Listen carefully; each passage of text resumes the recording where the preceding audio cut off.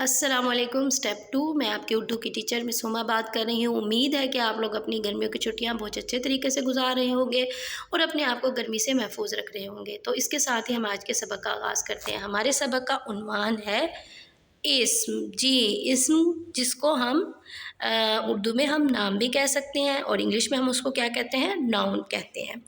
آپ لوگوں نے اس بات پر غور کیا ہے بچوں کہ ہم نارملی نا تین چیزوں کو نام دیتے ہیں۔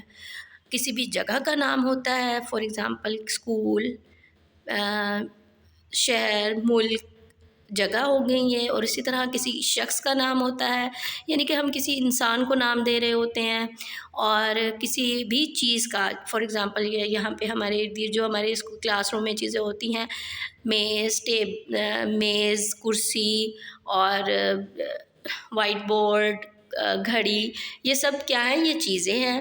اور کسی بھی پرندے کا بھی نام ہو سکتا ہے اور یا کسی جانور کا بھی نام ہو سکتا ہے۔ تو اس طرح ہم نے کیا سیکھا کہ کسی بھی چیز، جگہ، شخص یا پرندے یا جانور کے نام کو اسم کہتے ہیں، اور اس کو عام زبان میں ہم نام بھی کہتے ہیں اور اس کو انگلش میں ہم ناؤن بھی کہتے ہیں۔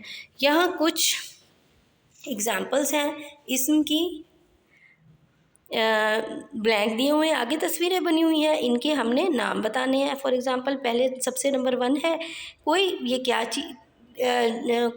جگہ ہے۔ جی، اس جگہ میں کیا بنے ہوئے ہیں؟ پہاڑ۔ تو یہ کیا ہے؟ اس چیز کا کیا نام ہے؟ پہاڑ۔ اور جانور تو ہم سب کو پتہ چل رہا ہے کہ یہ جانور کون سا ہے؟ یہ مرغا ہے۔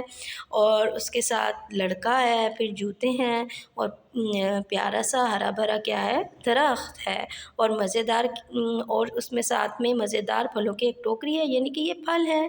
اس کے ساتھ سورج ہے، اور پھر چاند بنا ہوا ہے۔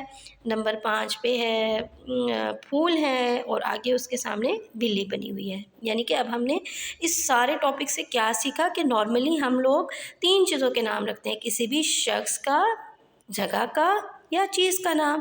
ہمیں ان 3 چیزوں کو نام دینے کی ضرورت ہوتی ہے۔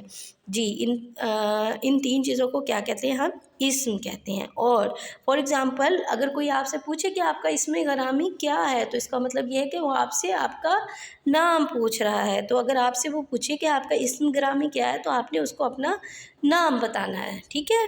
امید ہے کہ آپ کو اسم اچھی طرح سمجھ آ گیا ہوگا اور آپ اس کی اچھی طرح پریکٹس بھی کر لیں گے۔ تھینک یو سو مچ۔ اپنا خیال رکھیں۔ اللہ حافظ۔